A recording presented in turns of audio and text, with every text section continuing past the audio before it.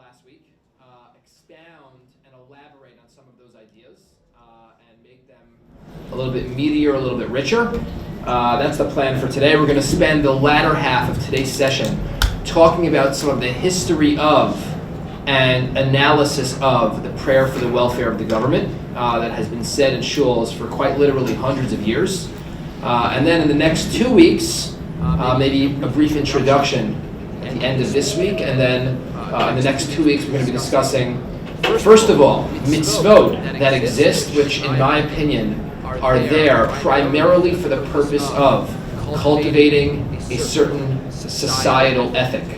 What we spoke about in the beginning about how is there such a thing as a halachic society, not just mitzvot ben adam l'chaveiro, but actually cultivating a society.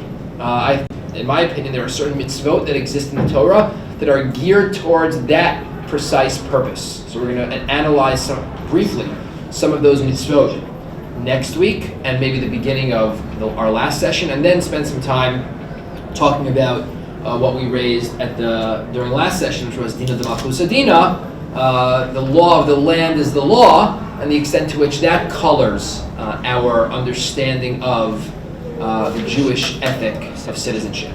Okay? So, if you recall last time, we began our conversation by noting that there's very little that we can point to as U.S. citizens that we have to do. And we spent some time thinking about that. Is there anything at all? We raised possibilities like taxes and like voting, and I actually had someone who watched this session on YouTube afterwards on the stream said to me, we had a very fruitful conversation about the voting age and the 26th Amendment, which actually made the voting age 18, and we were talking about whether that amendment has virtue, or should the voting age be higher? To what extent can we speak of my vote as something which is sacred, which is sacrosanct? Should I care about the fact there are so many voters out there who are ill-informed? Should I care about the fact that there are people out there who engage in voter fraud? Now there's a school of thought that says, well, it's so minuscule. The voter fraud is only a few hundred cases out of millions of votes, so why should we care? Well, I'll tell you why I should care. Because elections and voting is not just about outcome. If it were just about outcome, then yeah, we wouldn't care. Then the person who says, you know what, I'm going to stay home this year because my vote doesn't matter anyway, which is basically what every voter in the state of New York and New Jersey has a right to say, because their vote doesn't matter. We know who's going to win. But the reason why you go out and you vote is because of my vote is not just about outcome. My vote is my sacred right as an American, almost my civic duty, which is a term we were throwing around last week. And anyone who encroaches on that sacrosanct privilege that I have is actually undermining it and compromising it. So it matters to me if there's even one person out there who abuses the right to vote. It matters to me that people stay home and don't vote. That matters to me. So the extent to which voting is a sacred thing, the conversation then went to, and therefore should the voting age be 21 because people who are 18 don't know what they're talking about. So that was kind of the conversation that we had. So then they said, oh, maybe we should make it 16. I personally said, if I thought that making the voting age 16 would inspire young people to know more about their government, then I would scream it from the mountaintops. I'm not sure if that would necessarily be true. Be that as it may, we spoke about voting, we spoke about jury duty, we spoke about the draft, all things which either don't exist anymore or can and really are categorized not as duties, but as rights, privileges. So there's very little we can point to. What about in halachic society? And that's kind of where our conversation turned. What must I do? Is there a responsibility that I have as a committed Jew, dedicated to Jewish tradition and to spreading the word of God in the world, that requires me, that enjoins me to create a more perfect society? And we read the Psukim in Sefer Yirmiyahu, and we read the Mishnah in Pirkei Avos, which we're going to get back to in just a second. I actually want to take a step even further back and read a source that we didn't read last week at the bottom of the first page of your source sheet, which is actually a verse from Sefer Breshit, which is kind of innocuous, and if you blink, you might miss it. But in Breshit, in Parshat Vayigash, when Yaakov comes down to Mitzrayim and comes before Paro for the first time, the Torah tells us, Vayaveh Yosef et Yaakov aviv, vayamidei lifnei Paro. Yosef, the son, the viceroy of Egypt, brings his father Yaakov and stands him before Paro, and the Torah says, Vayavarech Yaakov et Paro. And Yaakov blessed Paro. What does that mean, Yaakov blessed Paro?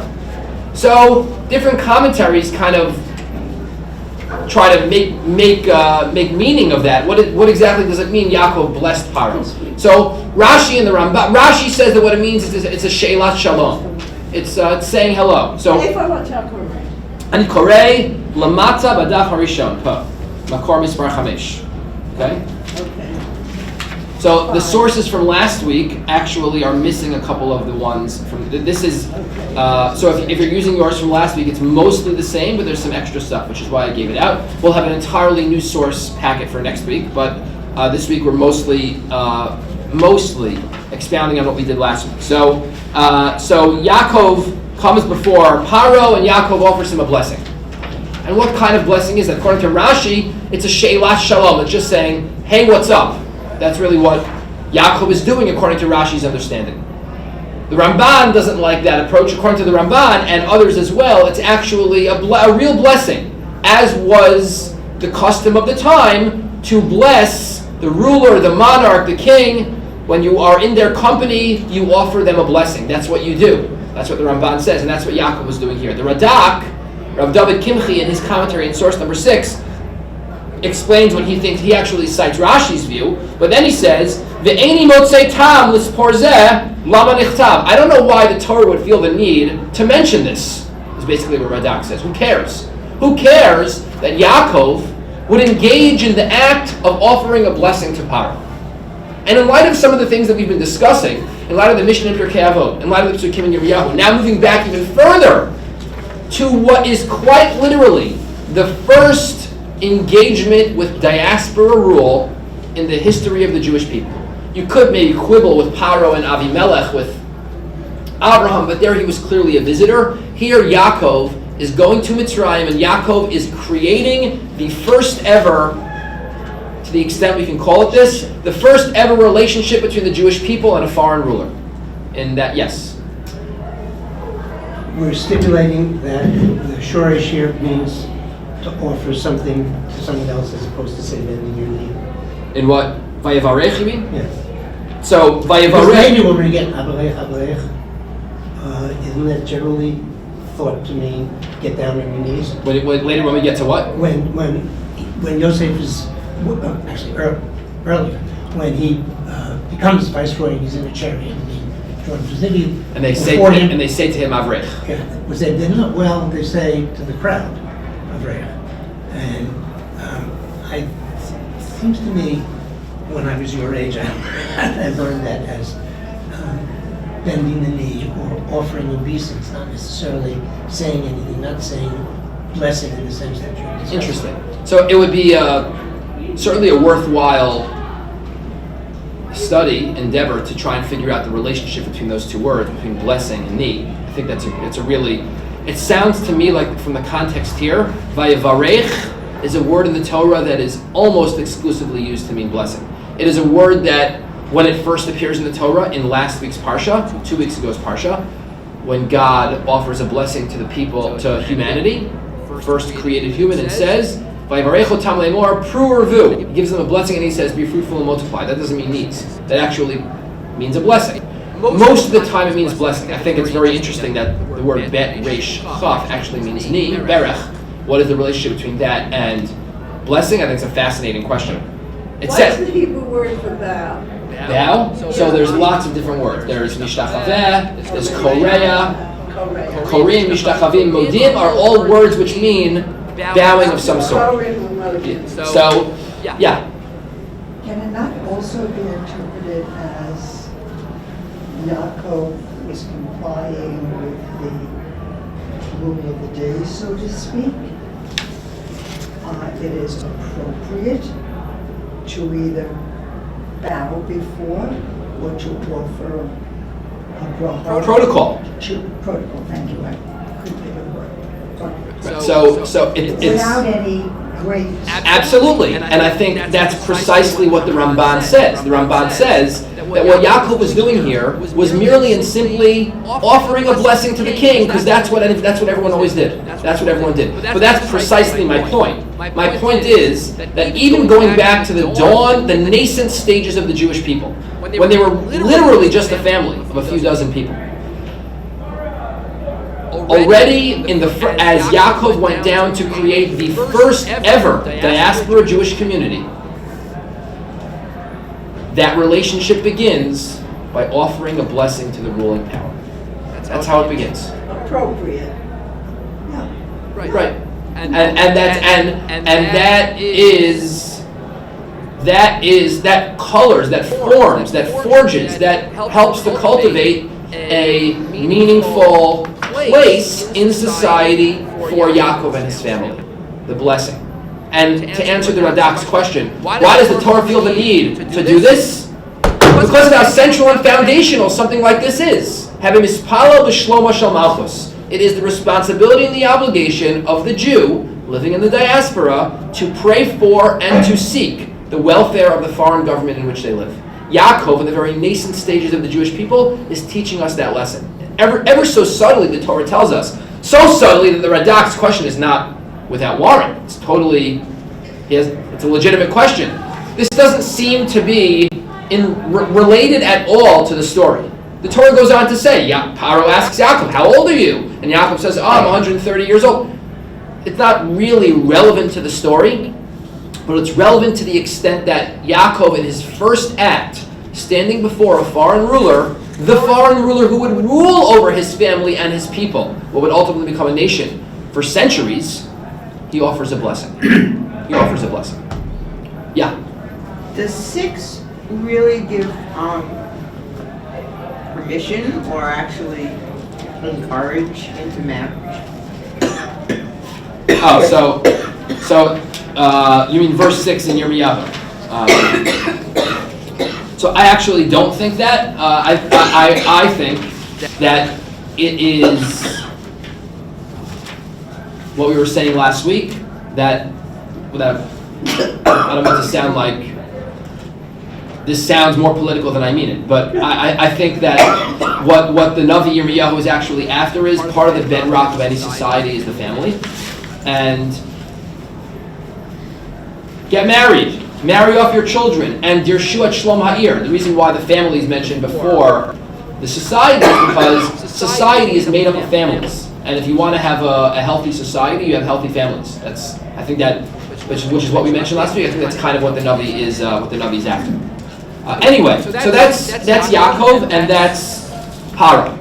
We went on to discuss the Psukim in Yirmiyahu, which actually say the reason why. So the Psukim in Yirmiyahu, in addition to what we just mentioned about Kichun Hashim v'Holidu Banim, v'Dirshu et Shlom Ha'ir, it says Dirshu et Shlom Ha'ir v'Hitpalalu Ba'ada. You should seek the welfare and daven on behalf of for the welfare of the foreign government in which you live.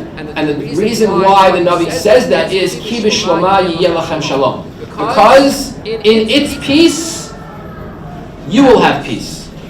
And we pointed out that in this form of the prayer on behalf of the government, the reason why you seek the welfare of the government is for your own welfare. You cannot live in a healthy, you cannot live in a secure and safe way unless the government that you are in is in a position to provide that security and that safety.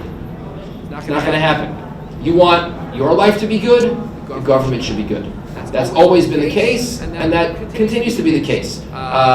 Tyranny and anarchy and those sorts of things are never good for the Jew in particular, but for society in general. People cannot live in safety and security and stability if the government is not safe and secure and stable.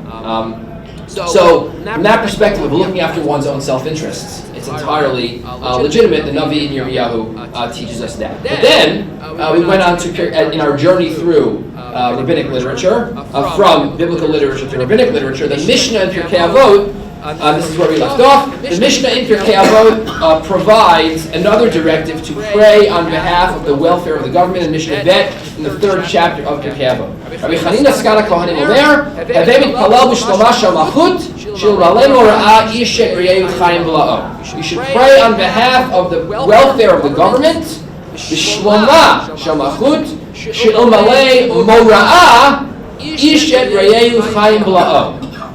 You should pray for the welfare of the government, for if it were not for fear of the government, everyone would swallow his neighbor alive. That's what the Mishnah says. So we pointed out a couple of things. First of all, the non sequitur between shloma and mora'ah. The idea that you pray for the welfare of the government so that people can fear the government, right, is a very subtle switch that the Mishnah makes. The lesson being that no government will ever be respected, no rule of law will ever be abided and followed unless it comes from a government that is stable and that is healthy and that is secure. Shalom of the Malchut brings about the Morah of the Malchut. Nobody will ever respect, nobody will ever fear, nobody will ever abide by the laws of a government that is not stable. So you pray for the welfare of the government so that people can respect the government. That's really what I think shloma, the word shalom, and in this sense the word shalom in the translation that I have is actually maybe somewhat apt, which is shalom doesn't just have to mean peace, it also could mean integrity, honesty, forthrightness, the government being a government of integrity, something that people can be proud of, is also something that we're praying for. People respect a government that they can be proud of. Yeah. But they don't use the word power. Correct. It's not power. So that's precisely the point I'm trying to make, which is ultimately, now power is important for governments, but ultimately at the end of the day, we respect and we abide by and we support and we fight for governments that are b'shalom, that have integrity and are at peace and are stable and are healthy. Yeah. And the right of the populace? And the right of the populace. In terms of what? Immigrants? What about immigrants? Their influence on the government, their right to input into a government which is stable, and until this point, presumably concerned about its citizenry, and now you have interlopers.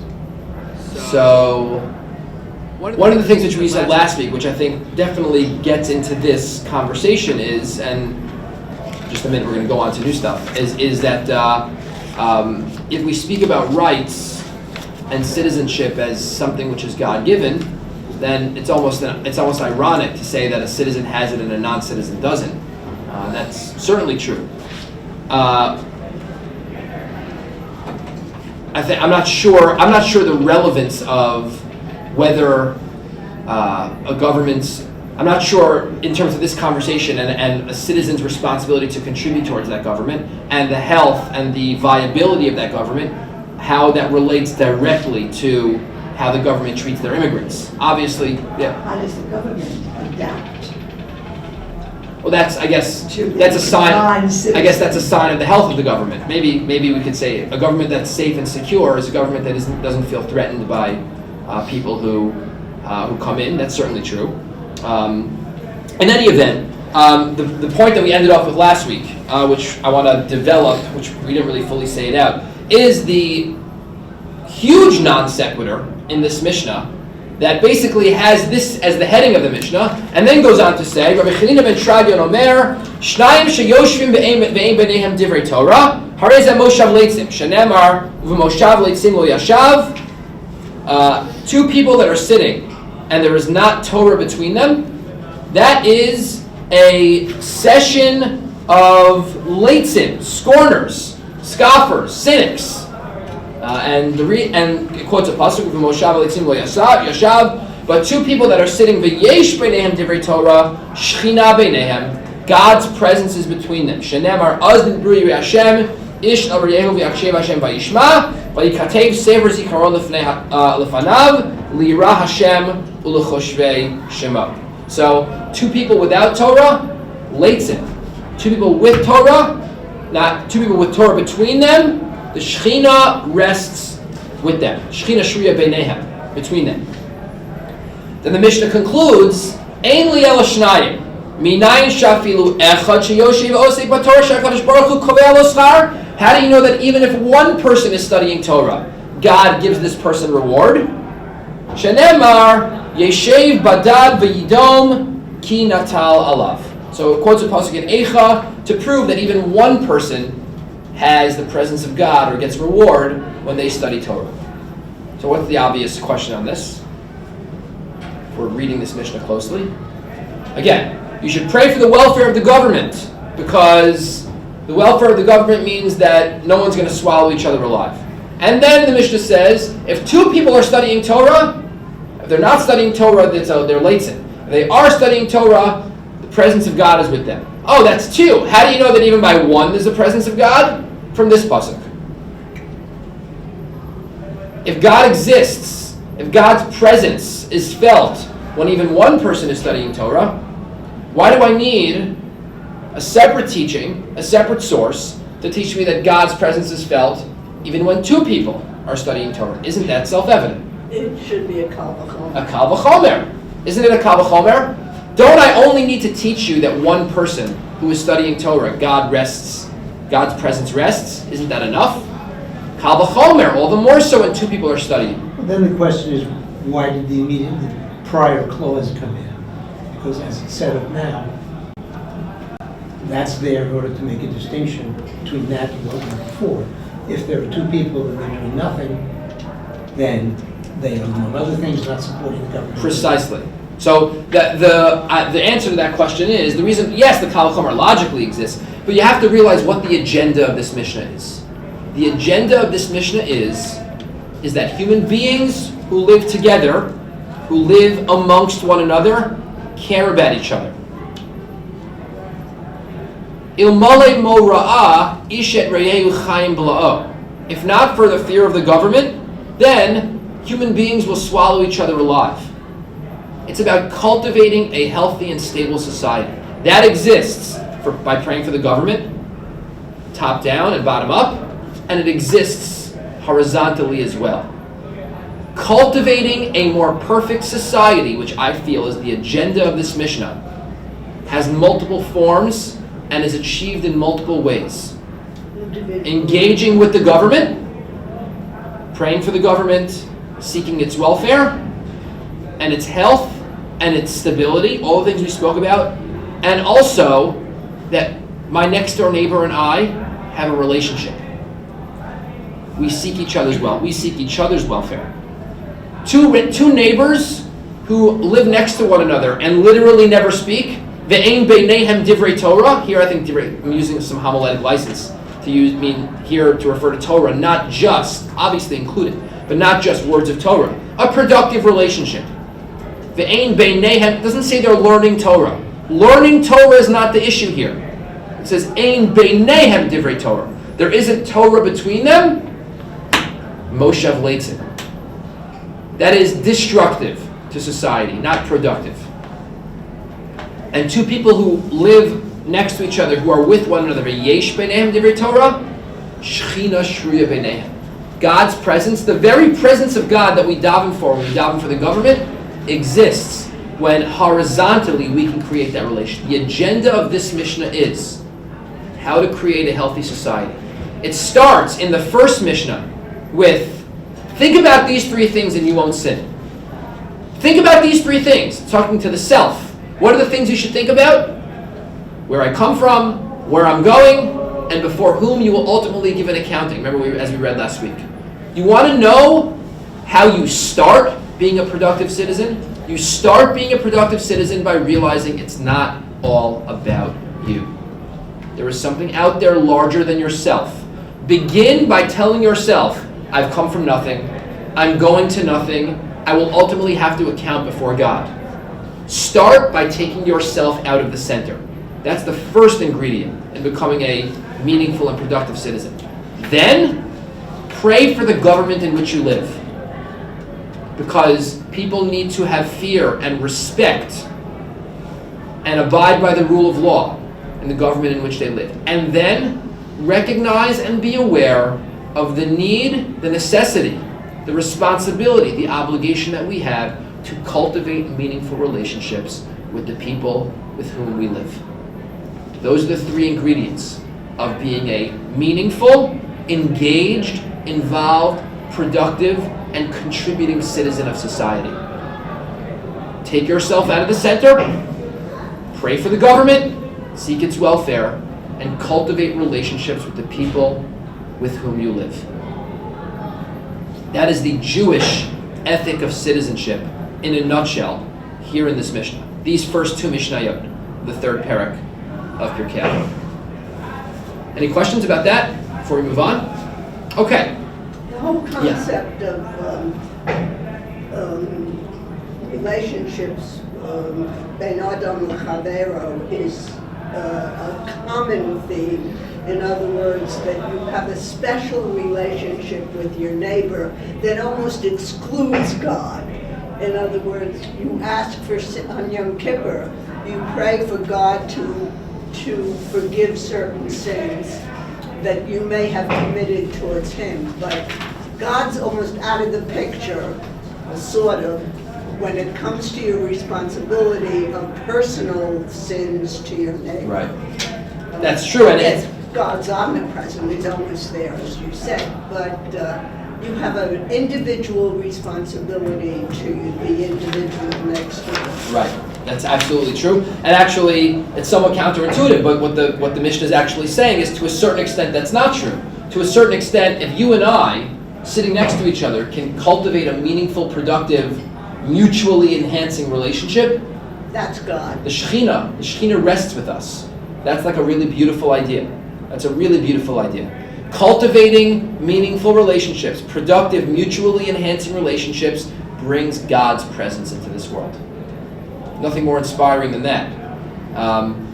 So I want to take the next few minutes and actually read some of the commentary on this Mishnah and the degree to which they act, the extent to which they go in saying you need to daven for the government. Take a look, just as an example, on the third page of your sources. We're going to move backwards. We're going to start with the Tiferet Yisrael, Rabbi Yisrael Lipschitz, who is a German rabbi born in Germany, served in both Germany and Poland, wrote a very well-known and well-used and beautiful and insightful commentary on the Mishnah called Tiferet Yisrael. It's split up into two parts. One part is the Yachin, the other part is the Boaz, Yachin and Boaz. And the Tiferet Yisrael says, Heve mispalal Ratzah lomar, Heve mispalal kein tamid. You should daven this way always. Ad she'yit'aru shimcha b'shem hatoar mitpalel. The first thing he says is actually, it's brilliant. He says, Heve mitpalel b'shloma shamachut doesn't mean you should daven for the welfare of the government. It means daven so much, you should be constantly praying for the government, so much so that Heve mitpalel means that what? You should be called a prayer for the government. You should be called Heve. You should be someone who, not you should. You should be someone who is someone who davens for the. That should be what they call you, right? That should be what they call you. You should be someone who is known as someone who seeks the welfare, who davens for the welfare and the integrity of the government. So important is this that it's a beautiful insight by the Tiferet Yisrael. So important is this that we pray for the welfare of the government. It actually partially defines who you are.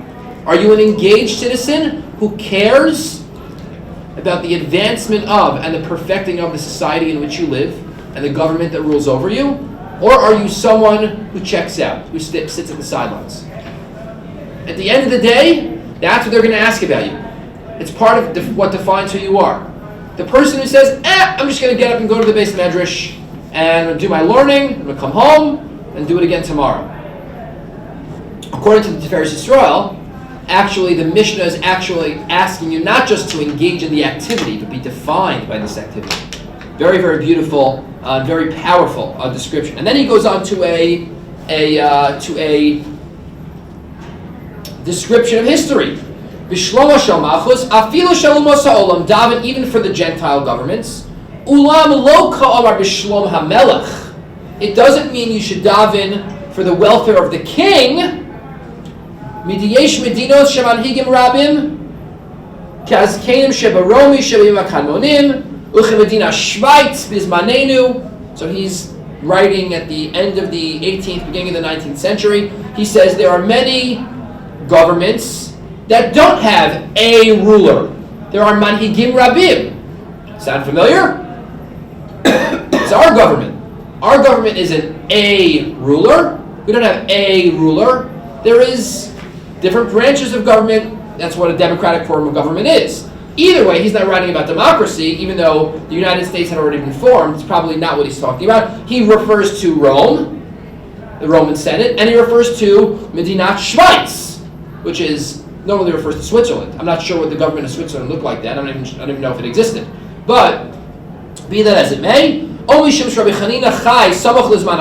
because Rabbi Chanina ben Tradion, or Chanina, Miskana Kohanim lived during the time of the Churban. V'az Hoshim HaKesar Nitzav Melech. The Caesar put some sort of Roman governor in Eretz Yisrael, what he calls a Pizzakenig. And V'hu HaShalit Ba'aretz. And B'Hashem Malchut, the term Malchut includes not just the king, but Kolel Gam Zot Hanaga, any sort of leadership that exists. Any sort of leadership that exists in society is what you daven for. Mishum Shebishalom Anhig Talui Hatzlachat Kol Adam. I should have underlined this line and I didn't, I forgot. Mishum Shebishalom HaManhig Talui Hatzlachat Kol Adam. The reason why we've moved on from Yirmiyahu, Tiferes Yisrael says, the reason why I daven for society, the reason why I daven for the government, is not because ki b'shloma yiyeh lachem shalom. It's not because we're looking out for our own self-interests. That's important too. Otherwise Yirmiyahu wouldn't have said it. But beyond that, as the Tiferes Yisrael says, ki b'shloma shel manhig, when the king, the leader, the ruler, is at peace, that is a condition precedent. It is a necessary precondition for Hatzlachat Kol Adam, the success and the advancement of every single individual. Ishet Reyehu, the Mishnah. The Mishnah doesn't say me. The Mishnah says neighbors. Neighbors. You want people to succeed. You want all of society to succeed, and therefore you daven for the welfare of the government. Kadesh Yiyeh Lahem Manoach Lefakeach Al Tovat HaKlal, so that they can have peace of mind, the government can, in order to advance the welfare of society. You know when society does not advance? Society does not advance when you're in a situation where the government has to worry about its own integrity, its own well-being, where the government has to root out civil war, where it has to get rid of dissidents, where it has to fight wars abroad, whatever it is that could impede the progress of society. We daven that those things don't exist. We daven that the government should be stable and healthy and not corrupt, so that society can progress the way it's supposed to. If you look in the last century and a half of our country, the times in which we've been most successful and society has advanced to such a great degree has been, for the most part, when the government has been stable. And that's always been the case. Sometimes adversity is a cause to unite people, which causes the advancement of society, but generally we wish for the welfare of society so that that can be the case. That's what the Tiferes Yisrael says. Moving back, that's the Tiferes Yisrael in Germany and Poland. The Sforno, who lived approximately 300 years before the Tiferes Yisrael, and the Sforno lived in Italy. Even though sometimes you're davening for a ruler, for a king who's not kosher, we don't mean that you can take a bite out of them, right? We mean that they're not good people. Like was the case in almost every single ruling government and almost every single ruler in the Second Temple period. They were all corrupt, all of them, right? We're making such a stink that, people don't like the president. We have one bad president. Every single ruler, every single one, for hundreds of years, was a corrupt ruler. They were after power, they took bribes, they weren't a legitimate ruler, they came to power through a military coup. Every single ruler was not kosher. And nonetheless, says the Sforno, V'hu ulai gozel b'chomes, maybe the ruler steals, maybe the ruler oppresses, mikol makom ra'oi lehitpalel b'shlomo. You should still daven for their well-being. Ki az yatil mora'o, v'lo yaskim sheyigzelu ha'am ze et ze. Because while the government may steal from you, the only way to ensure that people don't steal from each other is by preserving the rule of law and by preserving the health of the government. Uvazeh mishayer haChamas mibein hamon ha'am. And through that, Hamas, oppression, discrimination, crime, all these things will not exist in the populace if you have a healthy government. Yes, bad governments are bad. Sforno is not saying they're not. But, and it's important because when I first learned these sources, then it doesn't sit well with me either. Like, why do I want this? Why should I daven for this? Why should I daven for a government that is corrupt, that steals, and that oppresses? Think about the history of the Jew throughout the generations, throughout the centuries. Think about where they were. Think about the conditions in which they lived.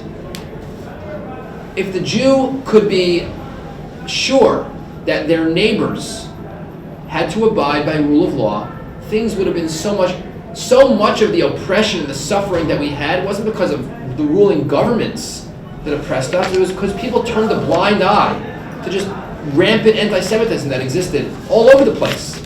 Jews were allowed to be stolen from, they were allowed to be oppressed, they were allowed to be tormented, they were allowed to be persecuted and discriminated against, and nobody cared. That was the case. They were survey camera. They were serfs of the ruler. And the extent to which we had protection in some of these societies was because we were the serfs of the ruler. We were the servants of the ruler. That's a horrible place to be. But it's a much better place to be under the protection of the ruler than to be at the will of my neighbor who hates me. So, from that perspective, we understand where some of these commentaries are writing from. Now there are some Shemerachs today that include the president, the vice president, and those who've been elected. Yes. And there are some now that are deleting parts, and only the prayer is for the government. Okay, so in the United States. So we're gonna get to the prayer in just a minute. First, the last. Thank you, Rabbi Adelman. Thank you very much, because I want to get to that point exactly.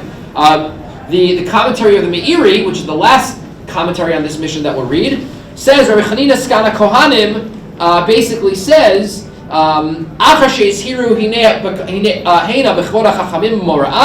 after we've been commanded that you should respect the wise people and you should be in awe of them. You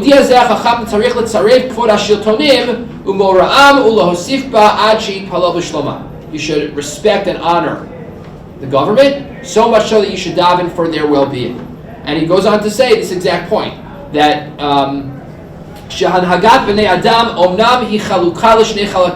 right? The actions of people can be split into two parts. Hanhagat Torit, there's the religious ritual aspect, which is given over to the Baalei HaMasorah, to the rabbis. And there is political, national, and this is given to judges and to rulers. And make no mistake, the Meiri says,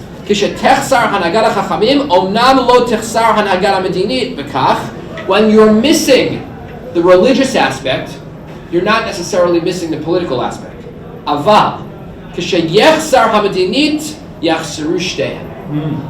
When there is no political well-being, when there is no political stability, you do not have religious stability either. Because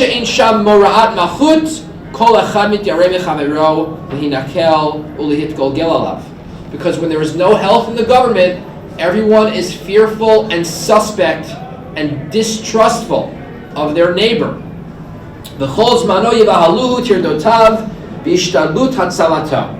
How can there be religious thriving and religious growth when all I'm worried about is whether my neighbor's going to come steal my belongings, my property? How can I focus on my relationship with God when that's the case? And so, not only do I seek the welfare of the government so that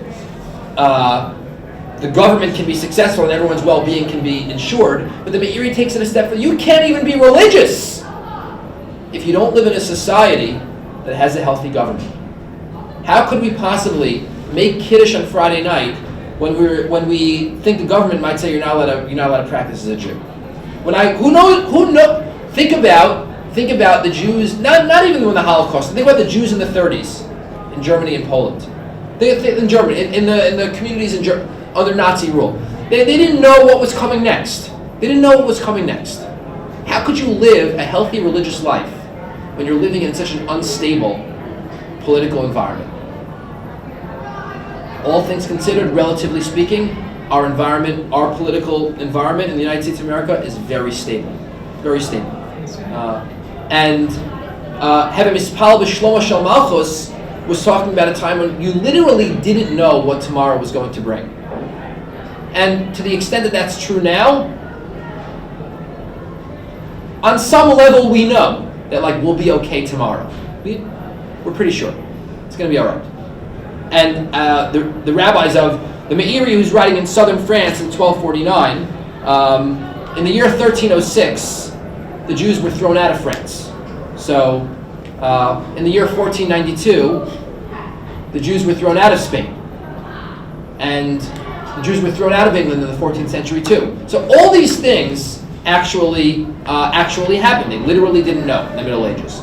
So, which brings us to the last 15 minutes or so, where we're going to discuss the history of the Tefillah L'Shalom Medina. Because if you go back for a moment to the Tiferet Yisrael, remember that Tiferet Yisrael was writing in the late early 1800s in his commentary on the Mishnah, and we didn't read the last couple of lines. But he says, the second to last line in the second underlined portion. Umehai Taima, says in Tiferet Yisrael, Osin Mishaberach B'Kol Shabbat Lefaritz V'Melech.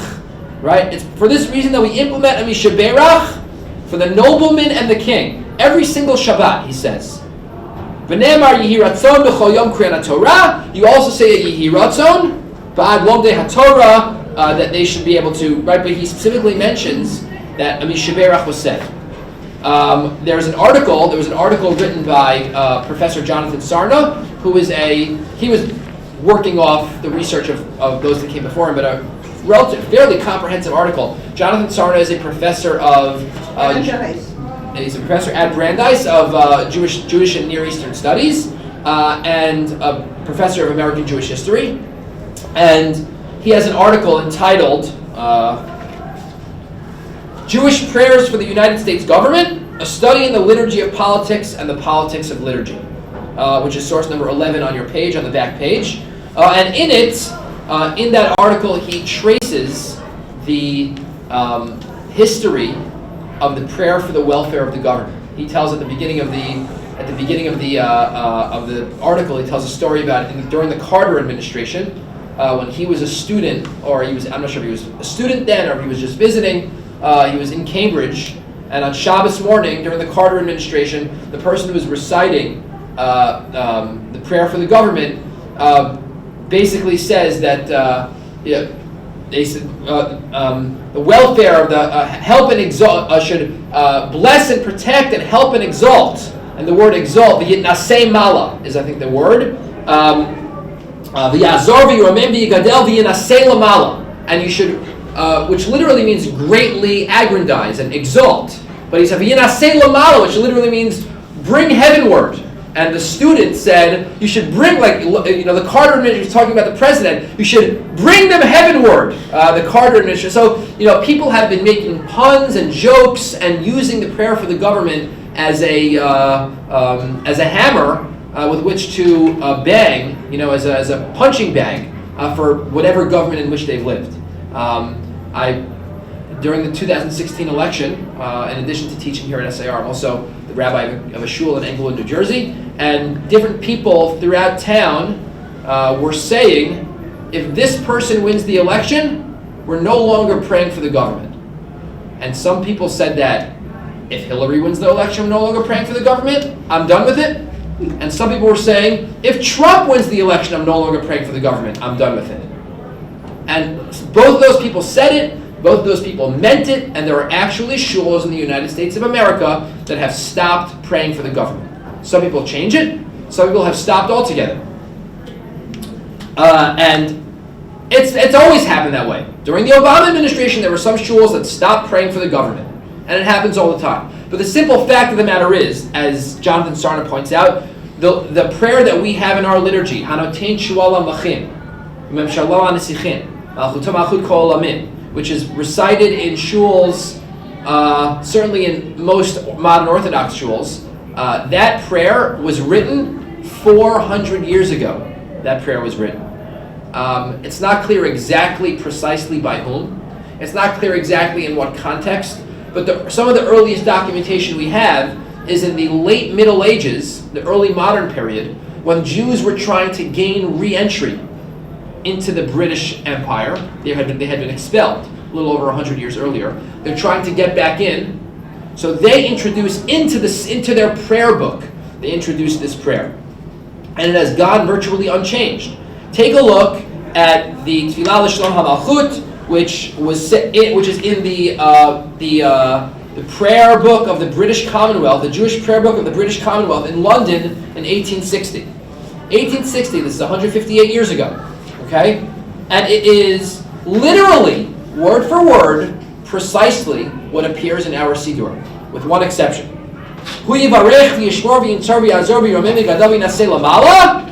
Our sovereign lady, Queen Victoria, Albert Edward, Prince of Wales, the Princess of Wales, and all the royal family.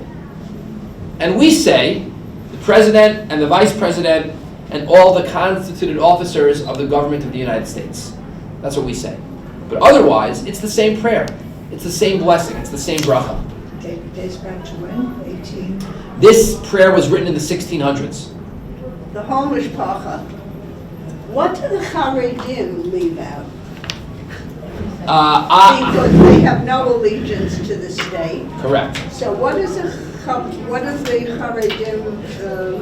Haredi shuls, to the extent I am familiar, do not recite this prayer. I'm sure they don't believe in the state. Well, no, well, that's not true. They don't. Oh, some of them don't. They don't believe in the Jewish state. Right. They believe in, and in many respects engage with, the secular state. The Haredi lobby, the political arm of the Agudas Yisrael of America, is quite robust. And they advocate for and lobby for their own interests, just like every interest group in America. Every interest group in America, just in case anyone wonders, every interest group in America and anywhere looks out for their own self-interests, right? That's what it means to be a lobby. The environmental lobby cares about the environment, and the gun lobby cares about guns, and the pro-life and pro-choice lobbies care about pro-life and pro-choice. It just doesn't mean they don't care about anyone else or anything else, just what it means to lobby for your own, that's what it means. So the Agudah is the same way. That's what that they do, and they're very politically active. But to the best of my knowledge, with their general mantra is we don't introduce any new prayers into the prayer book, which is remarkable because this is far from a new prayer. This has existed in Siddurim for centuries. Centuries it's existed with virtually no change. What's interesting about this prayer, and what's interesting about this prayer is it is, if you see the on the left on the page, this is from the JPS Machzor or Siddur Hanotein Shualam Lachim. It is pretty much the same, but it actually has the citations from Tehillim Kuf Mem Daled, from Yeshayahu Mem Gimel. Jonathan Sarna points out some of the innuendo that may have been at play when this prayer was originally composed, because if you look at some of the continuation of those chapters in the biblical text, the continuation is that it refers to Hashem as the Hapotzet David Avdo Mecherev Ra'ah, right, who delivered his servant David from the evil sword. Okay? But then it goes on to talk about that what we ask Hashem to do is deliver us from foreign rulers. So there may have been, on some level, even though we're davening for the government, the people who read it should know that ultimately at the end of the day, maybe what we want is something a little bit more than that. Be that as it may, the notion, the idea of praying for the government has always been, for the last 450 years, this prayer has existed. Jonathan Sarno will just read that paragraph and then we'll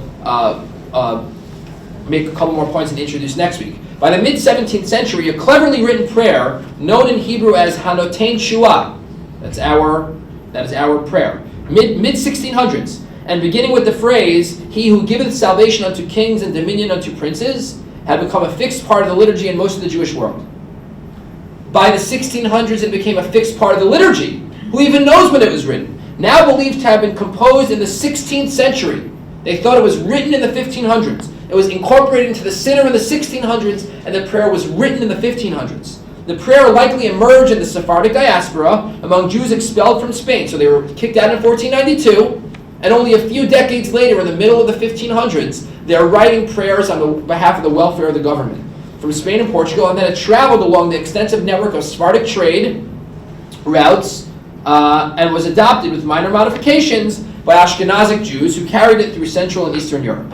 In 1655, the Dutch scholar and Rabbi Menashe ben Israel published a translation of the prayer into English as part of his apologetic effort to prove Jewish loyalty in order to secure the readmission of the Jews into England. So after they'd been expelled the century before, a little over a century before, they were trying to regain admission into England, and so he published a translation of this prayer. This prayer has been used for a lot of different things. One of the things that it's done is to show the authorities that we are loyal, right?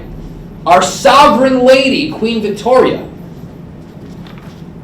we're loyal. We're loyal to the government. And in our Siddur, may he bless and protect, help and exalt. In my shul, where I'm the rabbi, we read this prayer in English. But some shuls read it in Hebrew. But regardless of what language you read it in, bless and protect, help and exalt the president, the vice president, and all the constituted officers of this country. It's a prayer for the welfare of our leaders. And one of the reasons why we do that, this prayer followed Jews to America, to colonial America. If you look at some of the old manuscripts of the Siddurim from the Spanish and Portuguese synagogue, the first synagogue in America, and the minister, they didn't call him rabbi back then, the minister during the revolution, Gershom Seixas. So this prayer, Hanotein Shualam Lachim, in some of their old Siddurim exists virtually identical in form to what we say today. In some prayer books of the more progressive denominations of Judaism, the prayer has been changed. They took it out and they put in something which was much more flowery and much more lofty in its language, davening for the welfare of all people. This prayer is pretty focused and pretty narrow in terms of God providing for the welfare of the Jewish people in the government in which they live, which is a perfect example of, historically, being a product of the society in which we live. We didn't have the luxury or the time to care so much about the welfare of society. We were watching our own backs. We had to make sure that we were okay. And so this is the prayer that's been written. Because we recite this prayer in shul doesn't mean we don't care about the welfare of society. But maintaining a fealty and a loyalty, not just to the government, but to the text, is something that traditional Judaism has always cared a lot about, and so forth. And therefore, the prayer has gone virtually unchanged. In 1655, as I said, the Dutch scholar and Rabbi Menashe ben Israel published a translation of the prayer into English as part of his apologetic effort to prove Jewish loyalty in order to secure the readmission of the Jews into England. He described the prayer quite anachronistically, as I just pointed out. He described the prayer as part of the, quote, continual and never broken custom of the Jews, wheresoever they are, on the Sabbath day or other solemn feast, to have the minister of the synagogue bless the prince of the country under whom they live, that all the Jews may hear it and say Amen.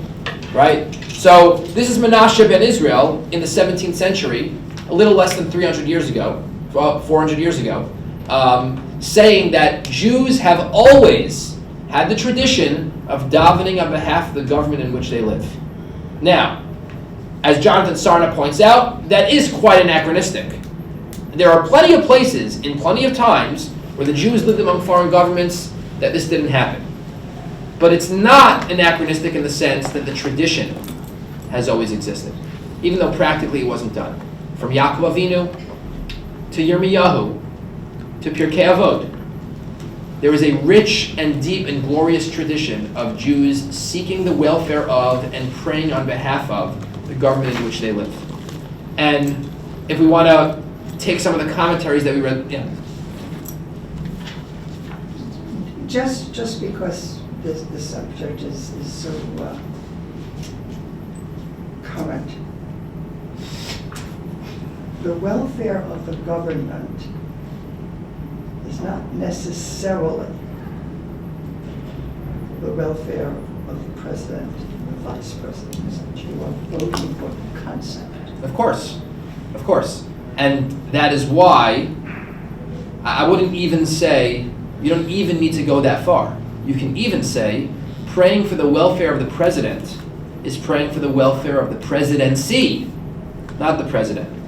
And we specifically say the president, the vice president, and all the constituted officers of the government. All the officers that the Constitution provides for, even the ones that the Constitution doesn't provide for, should all be healthy and do the right thing. And provide them with the strength and the courage. We say all these things. Provide them with the strength and the courage to do the right thing. That's what we say. And sometimes those prayers are answered, and sometimes they're not. But they're always said. And the tradition has always existed. Next week, we're going to completely shift gears. And after having established these last couple of weeks, the tradition and the importance of the Jew seeking the welfare of the government and the society in which they live, and the importance of being an engaged and involved citizen, and cultivating relationships vertically and horizontally to better perfect society, we are actually, to a certain extent, going to turn inward, and we're going to take a look at areas within halacha that promote this ethic. The concept that even within a halachic society, the idea that there is such a thing as society. It's not just me and you, bein adam l'chavero. It's not just me and God, bein adam l'makom, but there's actually an ethos, an ethic, a virtue, a purpose to creating a better society. By that I mean even people who I don't know. It's not just about the poor person who comes to my door and making sure that they're taken care of, but to borrow this example, even though it's an example, it's actually making sure that there is less poverty. Not just taking care of the poor, but actually taking care of poverty. Those sorts of questions, societal questions, do they exist in halacha? My suggestion is that they do. We're going to dig into that beginning, God willing. To coin the phrase, the whole is more than the sum of its parts. You don't have to coin that phrase, it's already coined. Thank you very much, everybody. Have a great week, and we'll see you, God willing, next week.